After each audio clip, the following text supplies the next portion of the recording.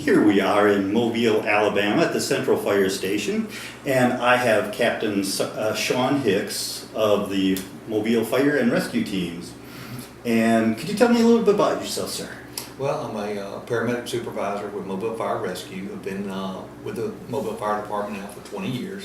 I'm a licensed paramedic, and we oversee about 150 paramedics in our division with our daily administrative work. Wow. And what's one of the big events you shoot?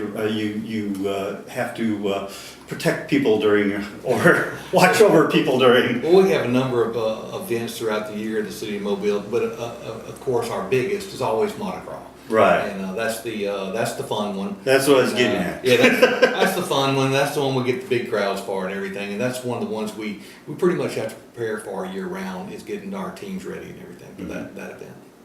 Now, how long have you been in your position? I've been in this position about 7 years now. 7 years. So that's was that your first Mardi Gras 7 years ago? No, well, of course, growing up in Mobile, you know, I'm born. You're home boy. Yeah, I'm home. Yeah. I'm at home right here. So you know, of course, you know, I've worked with private services here and fire rescue or Mobile Fire Rescue Department now for 20 years. But I've been the logistics officer for the fire department now, as far as, you know, getting equipment ready, medical equipment and everything for Mardi Gras for about 7 years now. Very cool. And now I have to tell you a little bit something quick.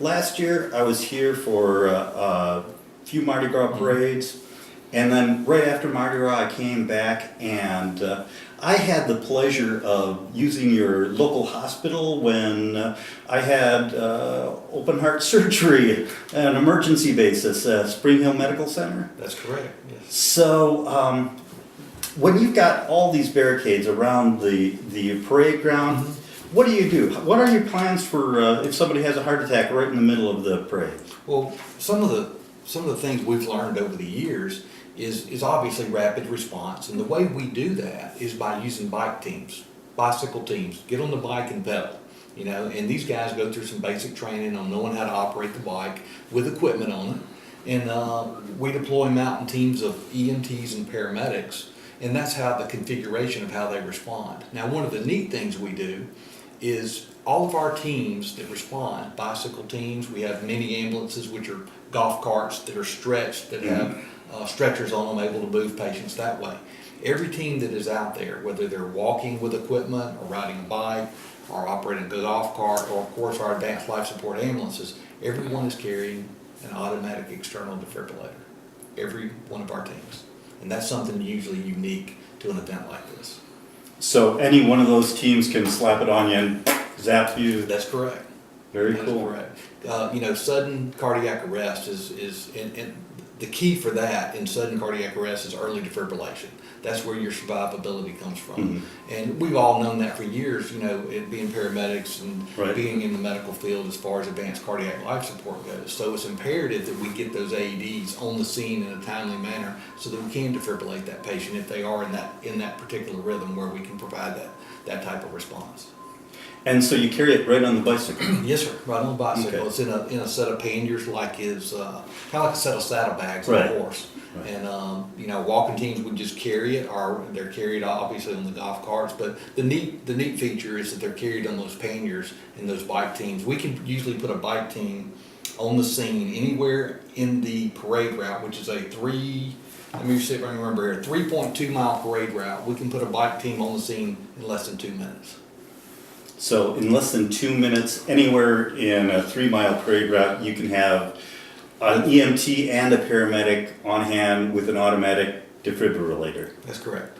And Wow. that's even on when we culminate with the big Mardi Gras weekend, and we may have, you know, we get the right weather, the right crowds. You're talking 200,000 plus folks in downtown Mobile, and even fighting those crowds, we're able to put that bike team on the scene within that 2 minute time frame, and that's our goal.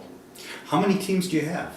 Well, we have 16 bikes, and on the big weekend we usually operate 6 teams, which is 12 bicycles, and then we have our medical director, who is a physician, out there riding with us, and we'll probably have 1 or 2 bike supervisors who are also paramedics. So there's usually a team that shows up for that one patient. Wow. So you have a doctor on scene on a bike. Yes, sir. Anywhere on the parade ground, Well, they zip through on a bike. A lot of times on the big weekends, when we have multiple parades, we'll have one or two physicians riding with us. So we can kind of split the parade route in half, put a physician on one end and a physician on the other, and they're responding directly with our EMTs and paramedics. So it's really a neat concept. How long have you been doing this? We've been doing it for a few years now. Dr. McMahon, our medical director, responds with us, and it's really not. It really helps our paramedics out there because they don't have that cell phone with them. They have their radio, but they don't always have a cell phone like they do in their ambulances.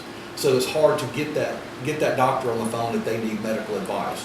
But now the doctor shows up with them, and they can just turn around and talk to them face to face. Awesome. It really works out well. Okay, so you've been doing this a few years now. Have you had any heart attacks where you had to use the AEDs? We have actually had about, that I can recall, at least 3 of these type of events, sudden death events, right on the parade route, of different ages, different races. We've even had one of the carnival riders, one of the mass carnival riders that rides in the organization, have a heart attack right there on the float, and we had a bike team nearby to respond. We've had young and old, and the unique thing there is of those 3 instances that we've had directly on the parade route, all 3 survived and went home and are living today. So 100% survival rate. Yes, sir. What is the normal survival rate for that sort of thing? Well, probably, if you're just in your own hometown, dealing with advanced life support and you're getting that normal 6 to 8 minute response time, probably the survivability leaving the hospital is about 10 to 12% nationwide. You may have a resuscitation of about 25%, but actually, recovering, leaving the hospital and leading a normal life, you're probably looking about 10 to 12%. And we've been very fortunate. And a lot of that is the speed and accuracy of getting those bike teams there quickly, and that's what we attribute it to. It's pretty amazing. Do you do? Obviously, that's the extreme. Yes. What other sort of health issues do you have to deal with? Well, it is a long parade route. We are in South Alabama. It does get humid. It does get warm, even in the wintertime. Even though I'm in a sweatshirt tonight. It may be 55 degrees one day and then 75 the next. It's Mobile, Alabama. We always say if you don't like the weather, wait 15 minutes, it's going to change. Right.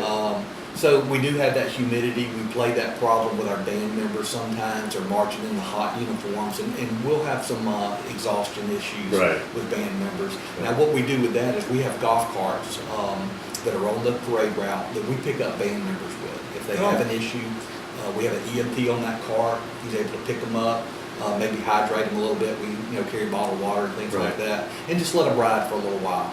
We're talking teenagers. Right. So get them off the parade route. Let them sit on the cart, ride for a few minutes. If they feel better, they can get back out there and march with their band. Otherwise, the parade route funnels back to where the buses were, so we'll drop them off at the buses with their chaperones. Very cool. Now, you mentioned the weather, 50s to 70s randomly. I'm from Michigan, so we say something similar. If you don't like the weather, wait 5 minutes and it'll change. Correct. Except if it's snowing, in which case wait 3 months. Then it might. But I noticed when I was shooting a parade last year, on one of the warmer days, one of the floats was throwing ice cream bars.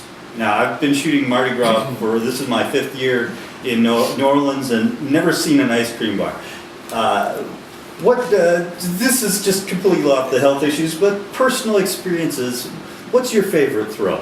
Well, everybody wants to jump right on the moon pies. Oh yeah, that's a Mobile staple right there. That is the different flavored moon pies and everything. Oh yeah. Me personally, I kind of lean toward the ice cream sandwiches you kind of mentioned. Yeah. Those are a nice little snack. Oh yeah. You get that little humidity going down here, and the maskers are throwing the ice cream sandwiches. What better? But you got to eat it right then. Oh yeah, You got to catch it and eat it. There's no putting it in the bag and taking it home with you. So it's different from the moon pie. You better eat it right then. So that's unique also. What are some other unique aspects of Mobile and Mobile Mardi Gras? Wow.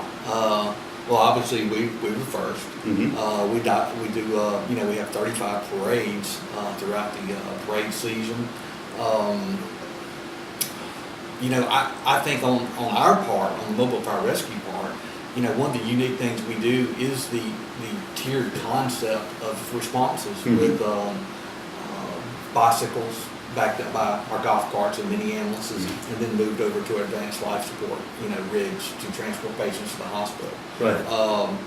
As far as the city of Mobile, we like to promote our Mardi Gras. Mhm. We're a family-friendly type Mardi Gras. Not to, New Orleans is great, but we kind of like to promote ours as the family-friendly and first Mardi Yeah. Gras.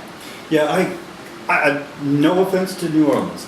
I love None, I yeah. love Mardi Gras there, and there's an energy that is just amazing, but there's also more of a tension in that Mhm. energy, and it is a little more adult oriented. Yeah. A lot of the floats tend to be a little more colorful as they. Yeah, we see a lot of kids out But, here, and it's neat to see the police officers, the Firemedics, the EMTs, the firemen, and everything. Catching beads and stuff, and you get to turn around and hand it to a child, and, Right. put a smile on their face. So that's some of the things we do. Absolutely. Well, thank you so much for spending a little time with me. And from Central Fire Station in Mobile, Alabama, this has been Mardi Gras Memories. Thank you so much. Thank you, sir. Awesome.